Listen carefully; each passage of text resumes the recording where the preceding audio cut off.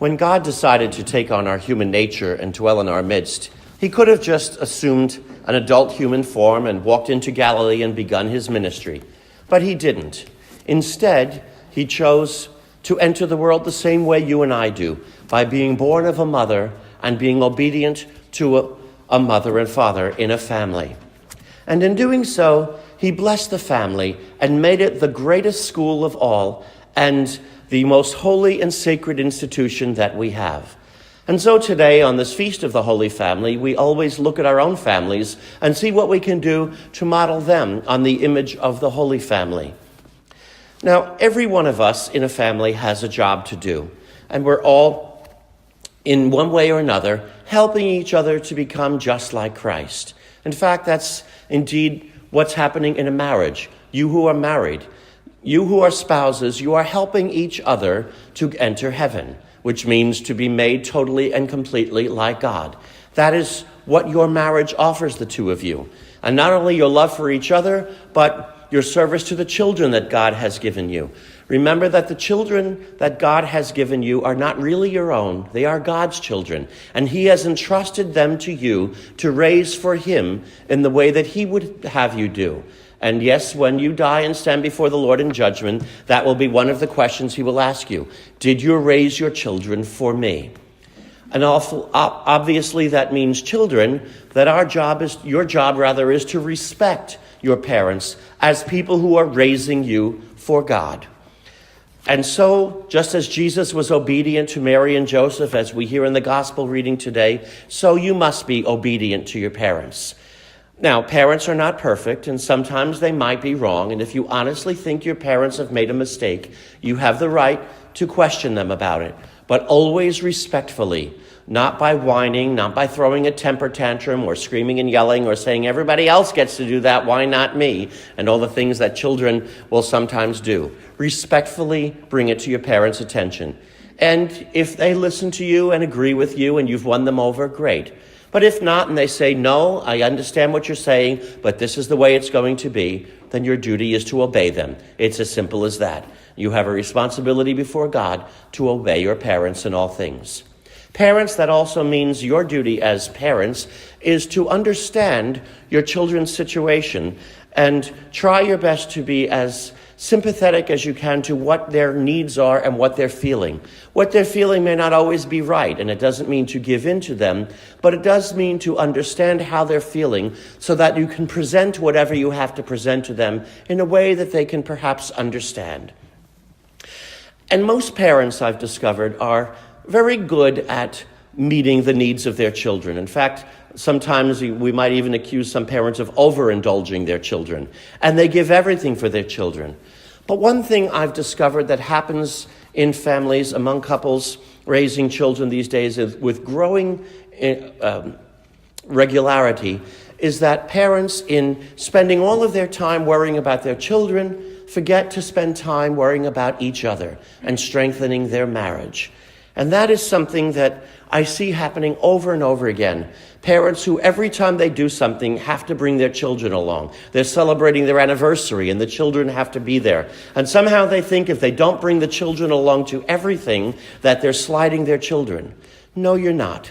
Most parents would not be accused of neglecting their children. Perhaps some would, but most certainly of good, faithful Catholic families would certainly be there for their children all the time.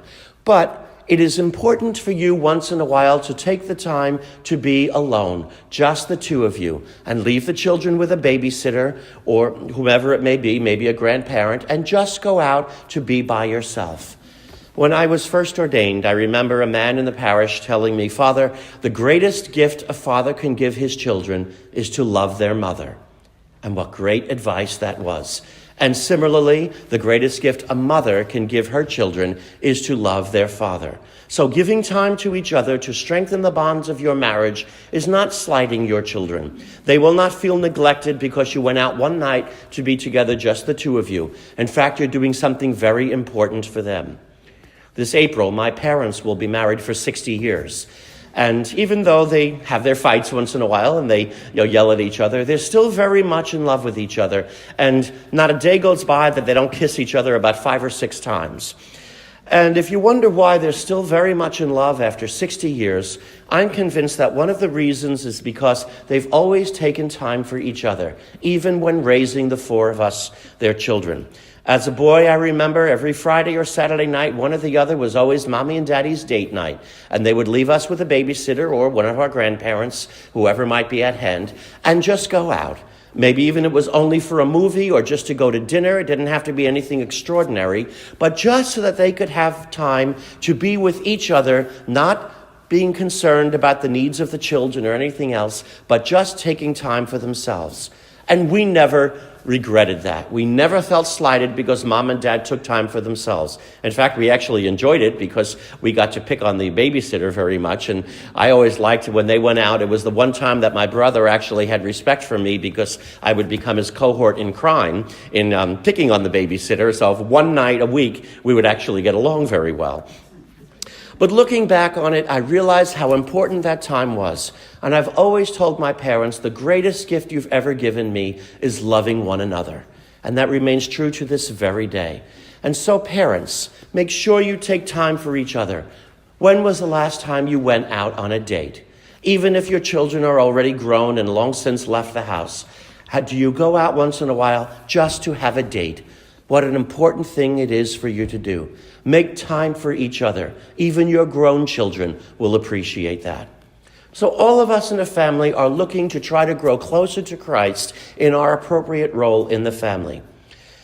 And in talking about growing closer to Christ, one of the things we have here at St. Anne's, which is one of the greatest ways I have found in recent years to grow closer to Christ, is with our Christ Life program, which you've been hearing about for the last 4 years or so. We've been running it, and it has been a wonderful program. More than 200 people have come to make Christ Life, and it has changed the lives of many people. This past April, you may remember, or March, I think it was March 31st, this past Easter, shall we say, we had the first fruits of our Christ Life program, that the first young man who came to Christ Life at the invitation of his girlfriend, who had never been baptized, was never raised in the faith, came to Christ Life, and after only 2 sessions, he said, "This is the truth, and this is what I want." And he asked to be baptized. And we baptized him at the Easter Vigil this year, and he's still a faithful Catholic and an active member of our parish. And many other people have found their faith in Christ strengthened, renewed. Other people who were brought to Christ's life by friends who were regular worshipers have started coming back to the faith and back to worship because of it. It has been a wonderful gift to us. And you've been hearing the last few weeks, last Sunday on Christmas Day especially, we heard different people giving us witness about how Christ Life has affected them and the things they've seen in the program. And Christ Life will be beginning a week from tomorrow, January 6th. We're moving it now to Sundays, figuring that hopefully it will be an easier day for many people to be able to attend. And the motto of Christ Life, 7 weeks can change your life, has indeed proven true. And what do we do in Christ's Life? I think it's best to talk about what we don't do. It's not catechesis. It's not proselytizing. It's not a hard sales pitch to try to get people to follow the Lord. And we don't browbeat people over the hot topic issues of the day. In fact, we deliberately avoid talking about all such things. And we try to put them on the shelf and not bring them up in Christ's Life. The whole purpose of Christ's Life is to learn why Christ is important and how living a life centered on him can change our lives and hopefully growing in love with him. That's all we do during Christ's Life over the 7 weeks. And you get a good meal at the beginning, catered by Midland Pizzeria, whom all of you know that Midland gives us a wonderful meal. So you get one night that you don't have to cook. And you come here and we have the meal, and then we have a fellowship. We watch a video and discuss it, and then share our thoughts on what we've seen in the video. And it's a wonderful experience that has changed the lives of many people. And one of the things I'd like to share with you this evening is the video on Christ's Life that some of you have seen before, but many people have told us it was powerful and very much influential in their decision to make Christ's Life. So we have this video that's only about 3 minutes long that we're going to share with you this evening. And I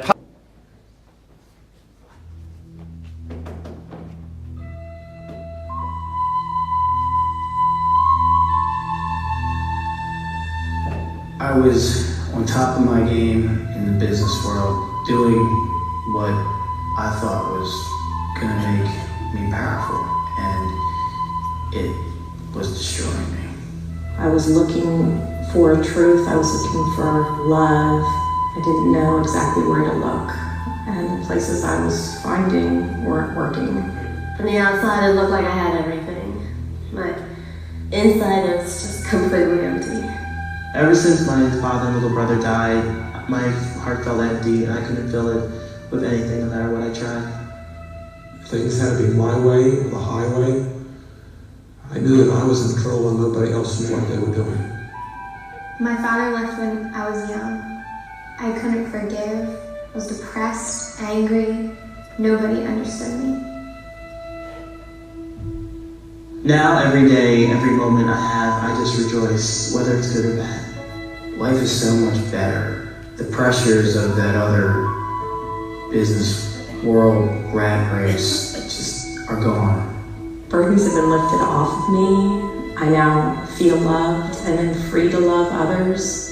And I can see them in a beautiful way. I have all the same things, but it all has meaning. It's all worth it. I realized that he's in control, so I don't have to be. And my family has noted the difference in me that I'm happy and I'm allowed to be happy. Now I can forgive. I find so much joy in life. We all long to find the meaning of life. We desire to find a place where we can have peace and happiness in our life. Everything that our hearts are looking for is found in Jesus.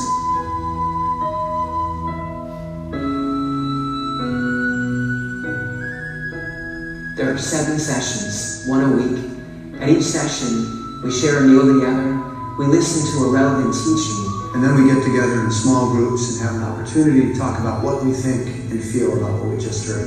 and in that setting, we're invited to ask those deeper questions that all of our hearts are asking. What is life? Where can I find the joy that I really desire?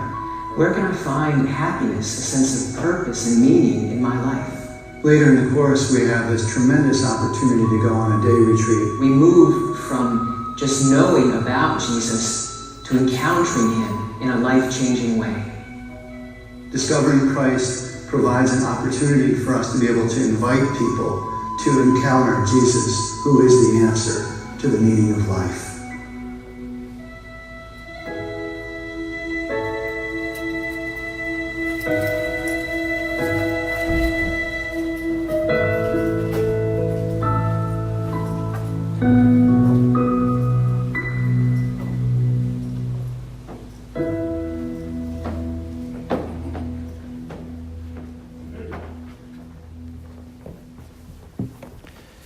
And none of us is close enough to Jesus. Every one of us has room to grow in our lives, and we always will until we stand before the Lord and are perfected in him.